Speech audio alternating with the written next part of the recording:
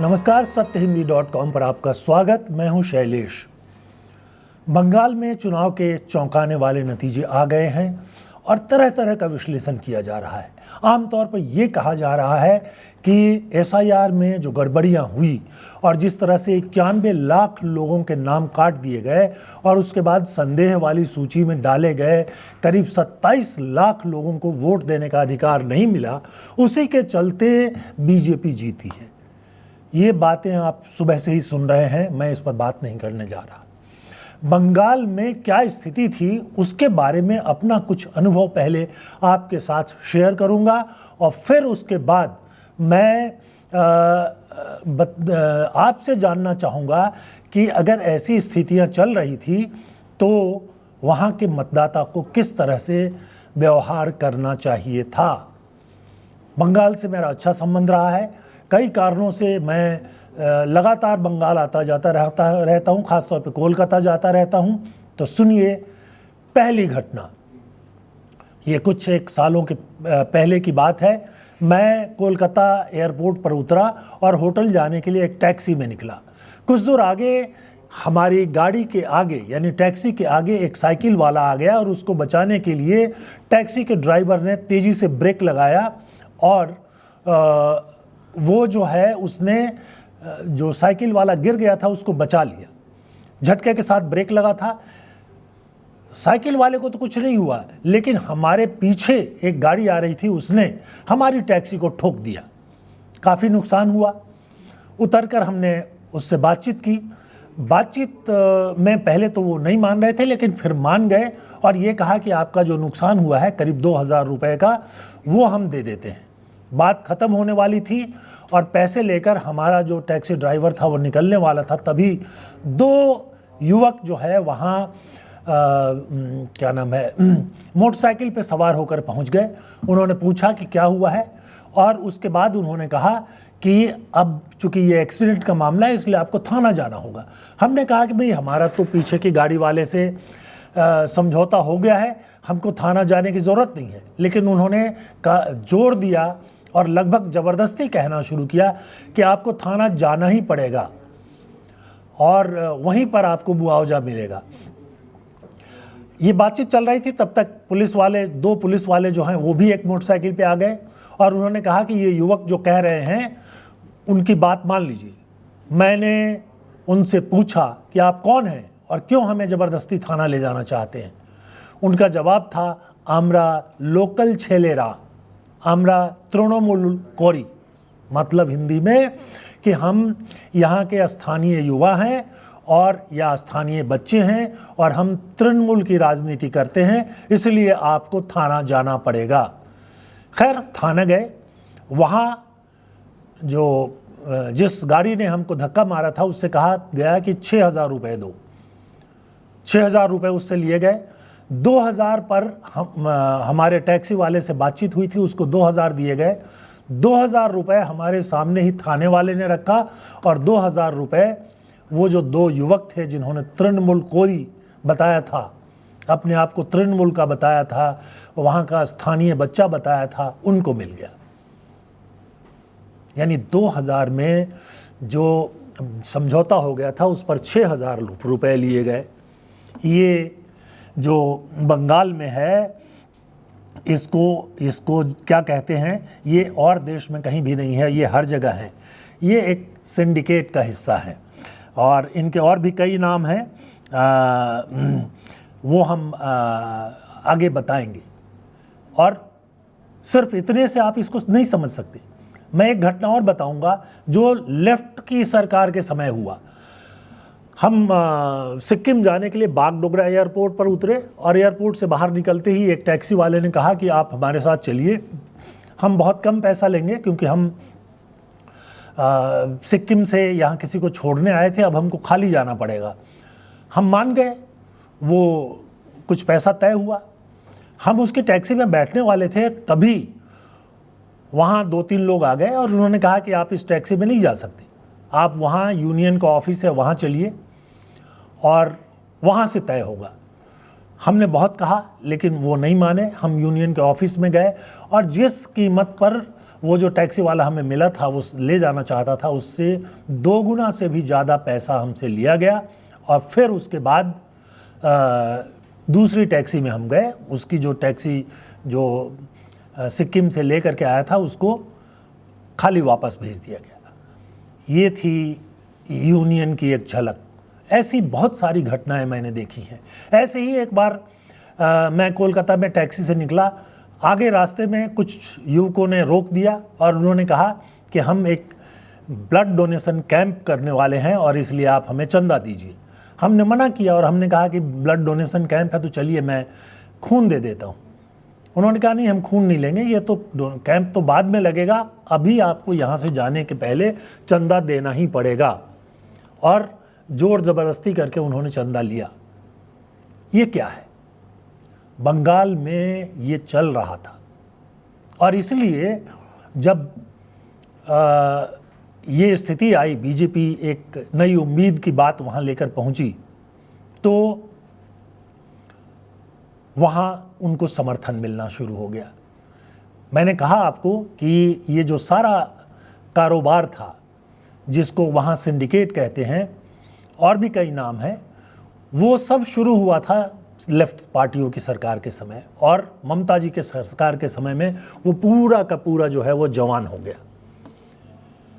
हम बहुत आसानी से कह सकते हैं, और मुझे भी ये लगता है, मैं निश्चित तौर पे ये कह सकता हूँ कि SIR के नाम पर बंगाल में और उसके पहले बिहार में जिस तरह से नाम काटे गए, वो जो है उचित तरीका नहीं है।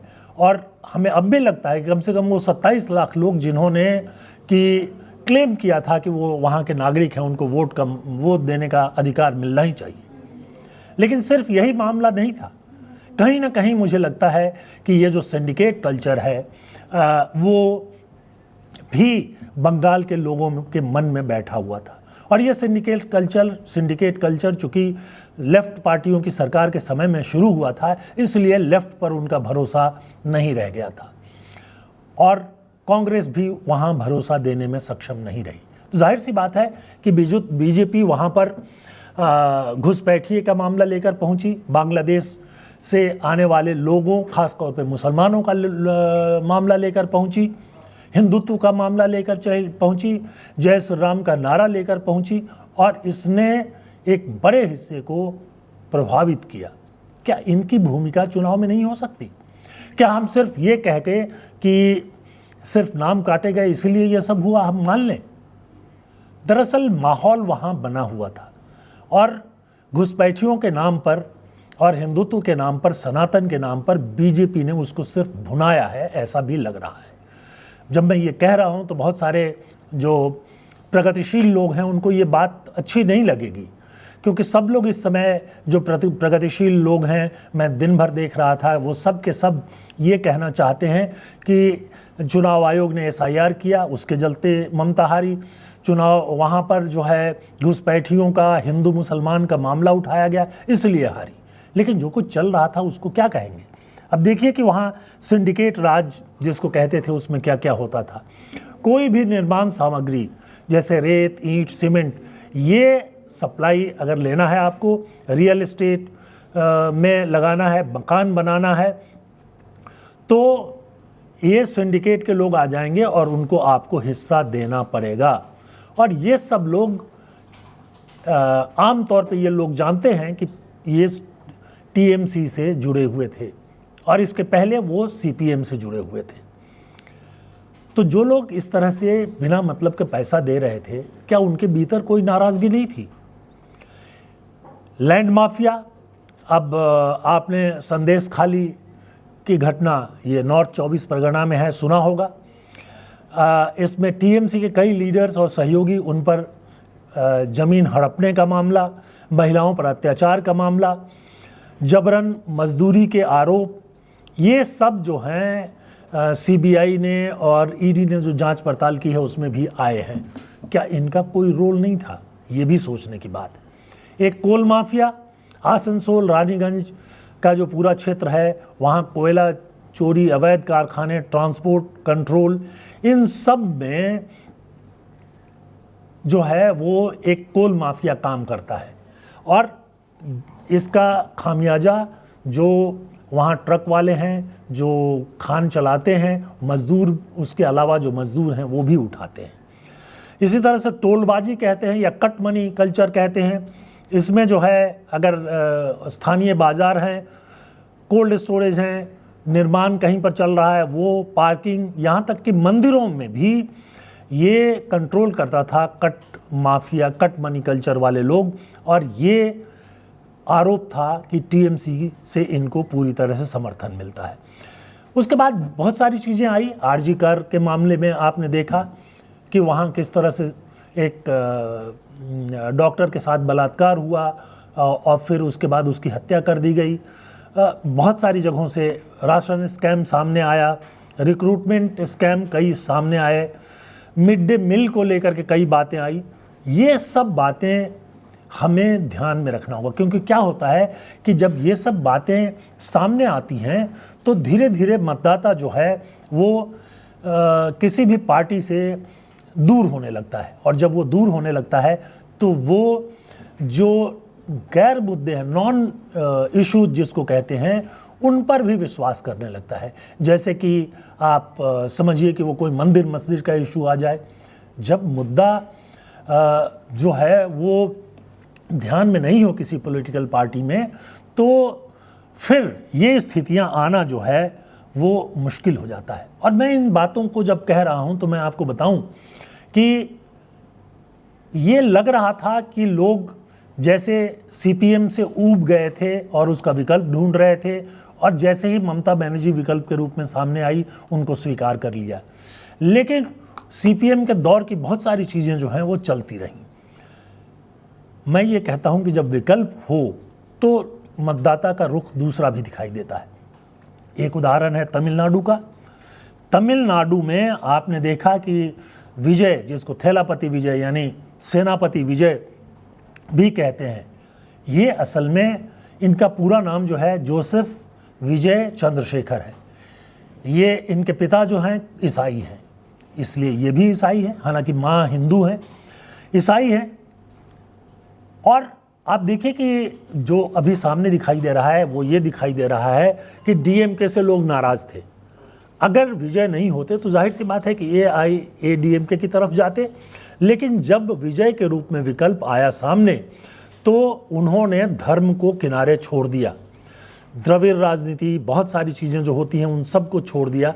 क्योंकि तमिलनाडु की जो राजनीति है उसमें कोई भी पार्टी हो उसमें द्रविड़ ही जो हैं वो भारी पड़ते हैं। अब ये स्थिति आ चुकी है, चाहे वो डीएमके हो, एआईडीएमके हो या थेलापति विजय हो।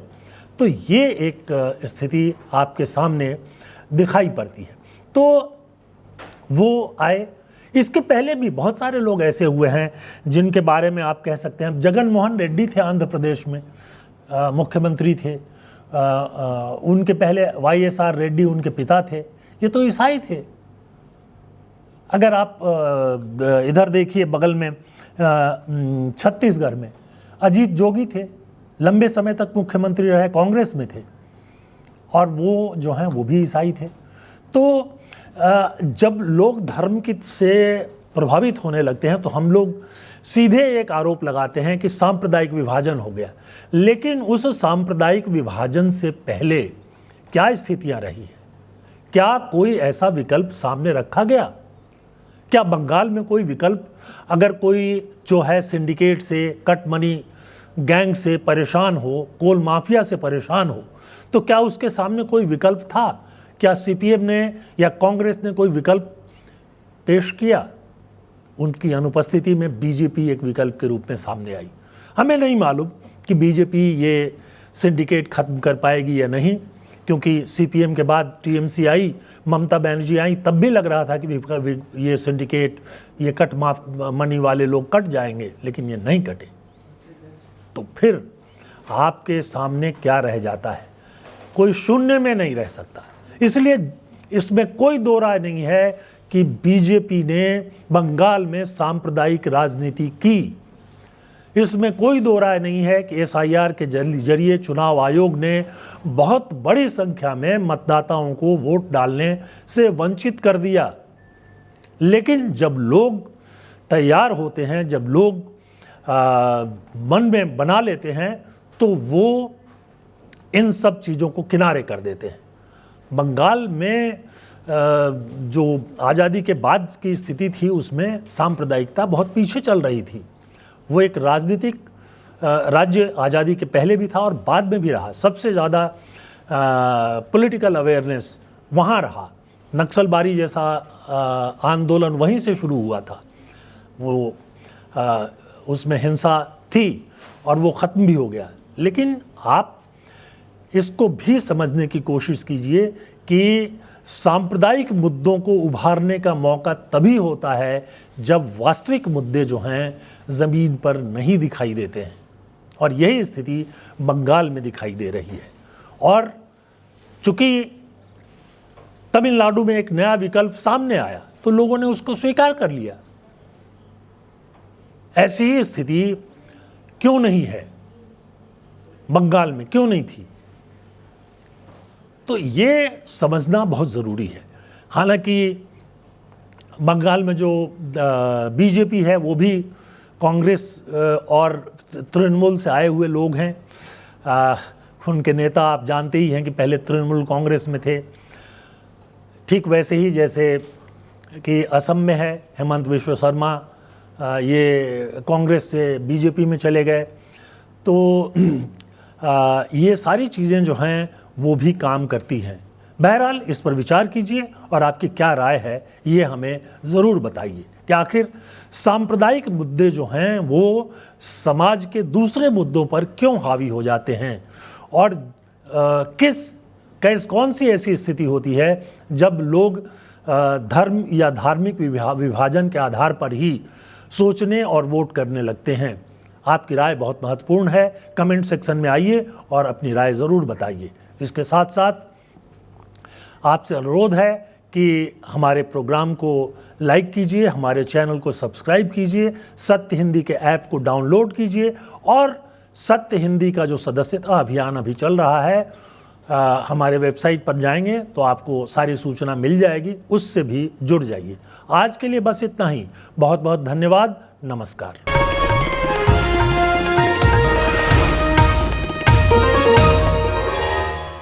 Copyright disclaimer under Section 107 of the Copyright Act 1976. Allowance is made for fair use for purposes such as criticism, comment, news reporting, scholarship, and research.